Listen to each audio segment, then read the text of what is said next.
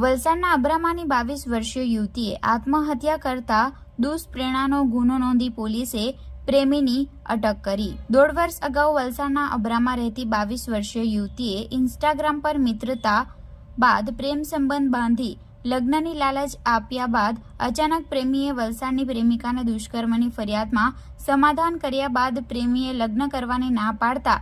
માઠું લાગી આવતા પ્રેમિકાએ ફાંસો ખાઈ આત્મહત્યા કરી લેવાની ઘટના બનતા પિતાએ વલસાડ સિટી પોલીસ મથકમાં પ્રેમી સામે દુષ્પ્રેરણાની ફરિયાદ નોંધાવી હતી અને પોલીસે આરોપીની ધરપકડ કરી છે। ત્યારે વલસાડ શહેરના અબ્રામા તડકેશ્વર મહાદેવ મંદિર પાસે ચેતનભાઈ રમેશભાઈ પટેલ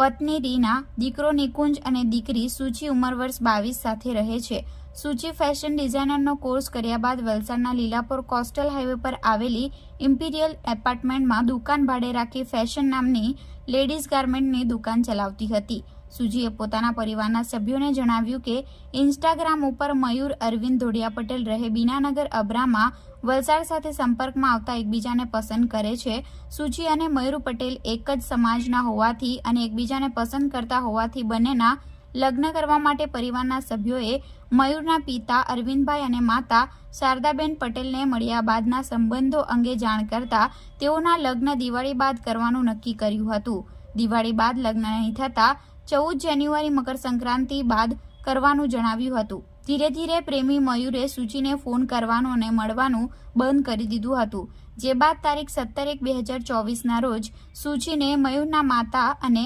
પિતાએ લગ્ન નહીં કરવાની ના પાડી દીધી હતી, જેથી સૂચિ પટેલને પ્રેમી મયુર અરવિંદ પટેલે લગ્નની લાલચ આપી અલગ અલગ જગ્યાએ શારીરિક સંબંધ બાંધ્યા હોવા અંગેની ફરિયાદ વલસાડ સિટી પોલીસ મથકમાં ફરિયાદ કરતા પોલીસે આરોપી મયુર પટેલની ધરપકડ કરી હતી, જે બાદ સૂચિએ તારીખ 26/3/2024ના રોજ પોતાની એક્ટિવા નંબર GJ15BG 2033 લઈને ગઈ અને પોતાની દુકાનના દરવાજાને એલ્યુમિનિયમ ફ્રેમમાં દુપટ્ટો બાંધી ગળે ફાંસો ખાઈ આત્મહત્યા કરી લીધી હતી। આત્મહત્યા કરનાર સૂચિએ પોતાની સ્યુસાઇડ નોટમાં લખ્યું કે પ્રેમી મયુરને જામીન મળ્યા હોય લગ્ન કરવાની વાત પલટી મારી જતા મન દુઃખ થતા તેણે આત્મહત્યા કરી હોવાનું લખ્યું હતું, જેથી મરણ જનાર સૂચિ પટેલના પિતાએ ચેતનભાઈ રમેશભાઈ ધોડિયા પટેલે પ્રેમી સામે દુષ્પ્રેરણાની ફરિયાદ નોંધાવતા પોલીસે પ્રેમીની અટકાયત કરી છે।